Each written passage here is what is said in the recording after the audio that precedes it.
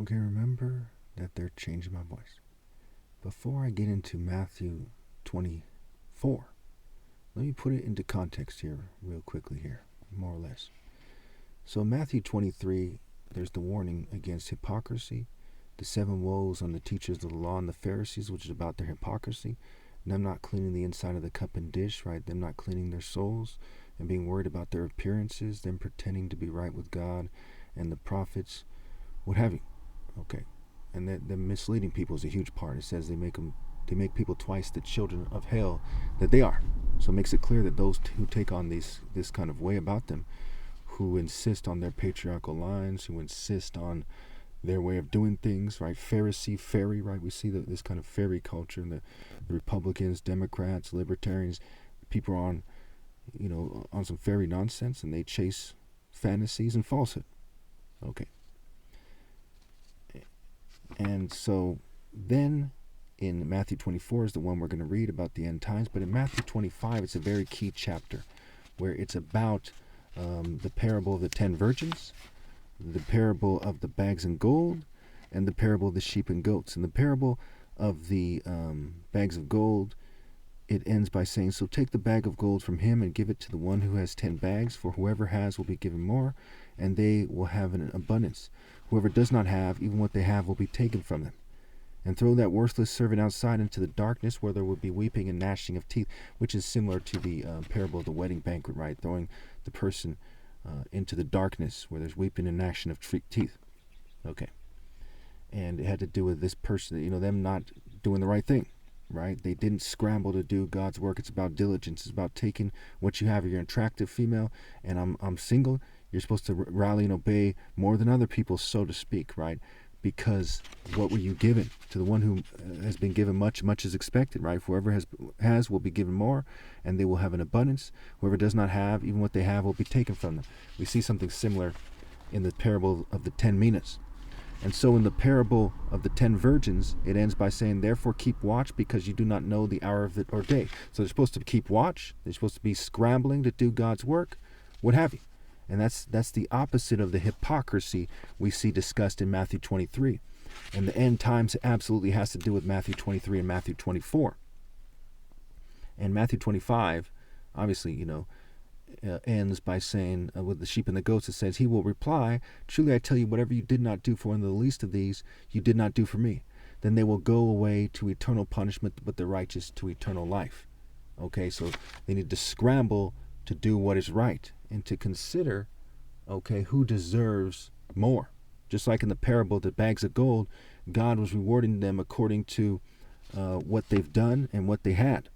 So the one who was given 5 bags of gold, right? For example, in verse 20, it says, "The man who had received 5 bags of gold brought the other 5. 'Master,' he said, 'you entrusted me with 5 bags of gold. See, I have gained 5 more.' His master replied, 'Well done, good and faithful servant. You have been faithful with a few things. I will put you in charge of many things. Come and share your master's happiness.'" And in the 10 minas, what have you, it says that they're given charge of cities. Okay, and so who's the King of Kings given charge of Jerusalem in the sky with God? That is me. Okay, the top martial artist ever possible. I was given the most bags of gold because of my forefather and foremothers, right? Scrambling to do what is right. Okay, on my father's side, and therefore, okay, I was given the top martial artist position by birth, and then I used it to win the most respectable martial art challenge in human history. And again, Exodus 15:3, the Lord is a warrior, the Lord is his name. Revelation 19, the heavenly warrior defeats the beast. So it's about being a warrior, right? Being a warrior wisdom, warrior righteousness. The most excellent men, Psalm 45, is said to be the mighty one, aka the mighty warrior, as it is described as in in the New Living Translation in Psalm 45, I believe it's like verse 3. So now let's get into the end times here. Now that you have a strong kind of foundation of what it's referring to, let's start to read it. Hopefully I can do it in one video. Here we go. Matthew 24. The destruction of the temple and signs of the end times. Jesus left the temple and was walking away when his disciples came up to him to call his attention to its buildings. "Do you see all these things?" he said. "Truly I tell you, not one stone here will be left on another. Everyone will be thrown down. Now this connects to the parable of the wise and foolish builders, the Tower of Babel, the stone the builder rejected, which becomes the chief cornerstone. Okay, David and Goliath, right? He uses a stone and a sling to beat Goliath, and stoning people to death. Okay, also consider God is referred to as the rock, the foundation. Okay, in the Old Testament it says that the Jews will triumph with sling stones at one point. So this is a kind of referring theme. And in fact, the word stones is the word tones scrambled. And we also see set on and TS, the T's one, which is a satanic interpretation of the wordplay, because the T is the feminine suffix, and God is pure masculine. God is a warrior. It is the Satanists with a gender-neutral Baphomet who believe otherwise, who argue otherwise at least, and have fairy depictions of angels and what have you. Okay, so what does it mean, right? The temple, the bodies of the temple, the presence. He said there will be no presence of God, of righteousness, of justice, of wisdom, of focus, moral intensity, of timing of in this true form. There will be no life or martial art principles, okay, left. It's all going to be thrown down. The world is going to hell. That's why they encoded it here, and they made it so that it's a bit difficult to describe why after my flesh dies, no one will be able to be right with God. And it goes back to Proverbs 8, wisdom walks in the way of righteousness along the path of justice. If you can't do that, you're not wise. You're not walking the way. The way is the truth about being wise. The way is the truth about being righteous. The way is the truth and the righteous life, the tree of life, the true tree of life. Not some fantasy, Western theater arts, propaganda, nonsense, right? Or any other theater arts, psychology, propaganda, or falsehood. You know, in its various forms, which those are things that are forms of falsehood. Okay. As Jesus was sitting on the Mount of Olives, the disciples came to him privately. Tell us, they said, when will this happen? And what will be the sign of your coming and of the end of the age? And again, the Mount of Olives, right? Bearing fruit, right? Fruits and vegetables, bearing, works, or producing works, right? Deeds. Jesus answered, watch out that no one deceives you, for many will come in my name, claiming I am the Messiah, and will deceive many. You will hear of wars and rumors of wars, but see to it that you are not alarmed. Such things must happen, but the end is still to come. Nation will rise against nation and kingdom against kingdom. There will be famines and earthquakes in various places. Earthquakes is also another way of saying war. It's another way of, it's like the troops and the chariots making a kind of earthquake-like event. It's also, God coming down and punishing the wicked, right? Wickedness burns like a fire. The Lord thy God is a consuming fire, which burns the wicked when they're being wicked. And it has to do with degrees of wickedness. Like right now, the wickedness is extremely increased. We'll get to that in this scripture in a second here. Okay, and famines have to do with spiritual famines, right? They don't have the food of God, right? Christ said in the story that my food is to do the work of God. And of course, bearing fruit, right? The bread of life, right? The food of life, right?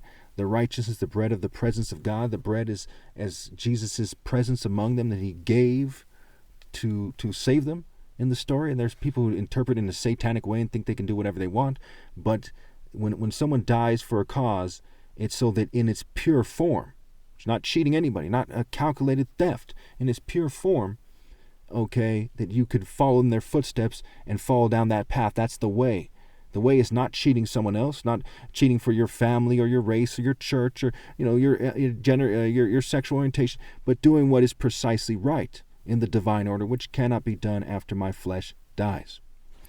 All these are the beginnings of birth pains. What's happening in a birth pain, right? Where the fetus is turning into a baby, right? It's being transformed, and it goes through like a gate through the woman and comes into this world, right? It's a transformation. So these are the beginnings of birth pains, transformation, where the earth is Mother Earth, okay? Jerusalem in this world is lost in sin, it says in Galatians 4. So it's daughter Jerusalem in sin, okay? And all the nations of the world, okay? And for those of you who say, no, that's not the case, well, bear with me here. Then you will be handed over to be persecuted and to be put to death, and you will be hated by all nations because of me. Now write this down. Write this question down and ask those people, before you point out why they're wrong in Matthew 24, ask them how many nations will be against God in the end. How many nations will have their spirit hating God and the righteous in the end? Okay, and it's right there in Matthew 24, Verse 9, it says, then you will be handed over to be persecuted and to be put to death, and you will be hated by all nations. All nations is the answer, because of me. All the nations in this world, every one. Some nation like Israel can't claim that it's divine. It's not. There's even a large gay community there. There's a bunch of hypocrites that it's not divine. They can't claim that. America can't claim that. UK, no nation on the planet. Okay. At that time, many will turn away from the faith and will betray and hate each other. And you see people betraying God, and they see them hating God. And we see that in Revelation, where it says they refuse to repent no matter how many plagues are hitting them. They curse God by their actions, what have you. And many false prophets will appear and deceive many people. Because of the increase of wickedness, the love of most will grow cold. So either in Isaiah or Jeremiah, it says wickedness burns like a fire. Because of the increase of wickedness, their souls are getting burned and their love will grow cold. Now, a lot of people don't want to think of it this way, but this is part of it. In places that are colder, people have more trouble loving in a passionate way. It's not that they don't love, but they have more trouble historically. Part of it was the lack of food. Part of it is the temperature. There's a difference between being at the beach and freezing your balls off, in the cold somewhere. There's a difference between doing martial arts in the sun in Africa and sweating out toxins, right? That's why man started in Africa, because that was the optimum place to be to do God's work. And my father didn't come here until the late 60s. So my ancestors on my father's side were there the whole time. And again, I don't care what race you are. These are just the facts here, right? To get to the super nature of God's plan, we got to go through the nature of God's plan to get there. Not through the unnatural, not through the theater arts, saying things out of love for God and not out of hate for, race or some. I'm biracial. Races does not impress me. I don't care about it. Someone's character and their works do. But this also helps shed light on why the churches are lying, because to them, justice, to them in their language, has the word ice in it. Okay? Practice has the word ice in it. Malice, right? Male ice. And we can go on, right? ICE, immigrations and customs enforcement, right? And of course, it's white supremacy, and they weren't exactly in the sun super tough all throughout history, is one logical assumption, to say the least. Okay. And again, I don't care about their race. I hope white people scramble and do the right thing. This has to be said. No offense to anybody. Again, I apologize if you're offended. This has to be said. Okay, verse 13. But the one who will stand firm to the end will be saved. Okay, the love of most will grow cold, but the one who stands firm to the end. So if you say, hey, you don't care if you're white, you don't care if you're black and a bunch of black supremacists pressuring you, you're going to stand firm for what's morally precise, and you're going to rally to me. That's who gets saved. Those who rally to me. There's an increase of wickedness, and wickedness burns like a fire. Proverbs says, do not rebel against the king. Okay, the throne is established in righteousness, and no one can be established through wickedness. So those who seek to be established and seek their refuge with the wicked, okay, are not saved. Their love has gone cold. But the one who stands firm to the end, obeying God through me, will be saved. And this also connects to Matthew 10:22. So this is Matthew 24:13. It says, but the one who stands firm to the end will be saved. It's clarifying Matthew 10:22. That's one pattern in the Bible that we see. We see these kind of patterns, right? Matthew 24:12 and 13 clarify Matthew 10:22, as do other scriptures. Okay, so again, it says, because of the increase of wickedness, the love of most will grow cold. In Matthew 10:22, it says, you'll be hated by everyone because of me. Okay, and this also brings up the hate earlier in verse 10, where it says, at that time, many will turn away from the faith and will betray and hate each other. Okay, so again, it's saying, yes, they're going to hate you. Yes, you're going to put yourselves and your family at risk if you're doing the right thing. And yes, you're supposed to stand firm to the end. No excuses, right? The Lord is a warrior. He doesn't want to hear sissy, beta, coward excuses. So when you see standing in the holy place, the abomination that causes desolation, spoken of through the prophet Daniel, let the reader understand. Notice right here, this part right here, I want you to write it down. Just like it's John 16:25 or something, when it says they're speaking figuratively, right? Jesus speaks figuratively. Here it says, let the reader understand. And in Isaiah, when it says that God wanted them to blind people so they wouldn't understand because they're being wicked, okay? And that gets confusing. The simplest way to explain it is it's the spirit of the prophets in the spiritual realm blinding them. The churches don't have to assist in that. They're not supposed to assist in that. They're supposed to try to clarify it to the best of their ability. Okay? So, again, it says, so when you see standing in the holy place, the abomination that causes desolation, spoken of through the prophet Daniel, let the reader understand. Then let those who are in Judea flee to the mountains. Let no one on the housetop go down to take anything out of the house. Let no one in the field go back to get their cloak. How dreadful it will be in those days for pregnant women and nursing mothers. This connects to Luke 23 when it says, by your actions you will say, blessed are the childless women, the breasts that never nursed, the wombs that never bore. Okay, so when it says that there's an abomination that causes desolation, where do abominations come from? Well, it's right there in Revelation 17. Okay, this is about the end times. Revelation's about the end times. Lots of books are about the end times, right? Isaiah touches on Hosea, Amos, and go on and on. Okay, but what it's saying is that Babylon mystery, right? Betraying Nimrod. It's a mystery why Nimrod was betrayed. Why would anybody say, hey, let's not obey the most righteous person that ever lived at the time, who's this great warrior, who's a mighty warrior for the Lord, and then try to build a Tower of Babel, try to control reproduction. Remember, the body's the temple. The tower is like a big temple. It's a big building. The wise and foolish builders. It's a big phallic symbol, okay? To kind of, King Solomon and all his wives would cause Solomon fall and would cause the Israel to be split in two and eventually fall completely, because they sought to kind of replace God's patriarchal line and his natural plan with their self-direction like Freemasonry. They're nonsense. They thought that they knew better than God and that they're going to take what they have and not accept the limitations that God put on them, but instead accept the limitations that they give themselves with their secret rules, their hidden rules. The mark of the beast, mere beasts that perish, brute beasts, senseless beasts, as the Bible calls those who don't obey God through me, etc.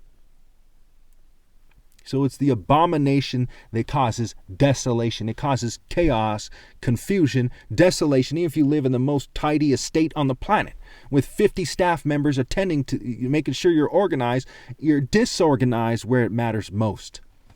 Okay.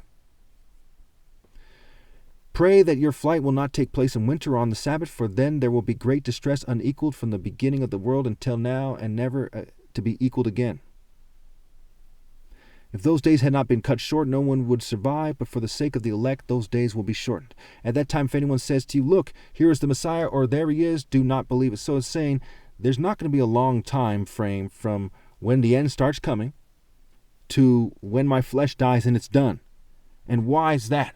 Because it's for the sake of those who obey God through me. Why should they be here seeing all these horrible things happening to other people? If you're going to follow the script to a T, you'd see that those who are directly by Jesus, okay, are not supposed to be persecuted, because it's Revelation 19, right? Here he comes in his glory, and his glory means flawless. They didn't follow the script. It's another reason I'm not a Christian. They couldn't even follow their own twisted script, which was designed to give them more sexual control, and they're abusing kids in the church, and they're coercing immigrants and poor people, including poor white people, and they're doing all kinds of horrible things to people, including white Jews and LGBT people, and they think that the most righteous person is supposed to speak respectfully of their book, which was part of their blueprint to do so.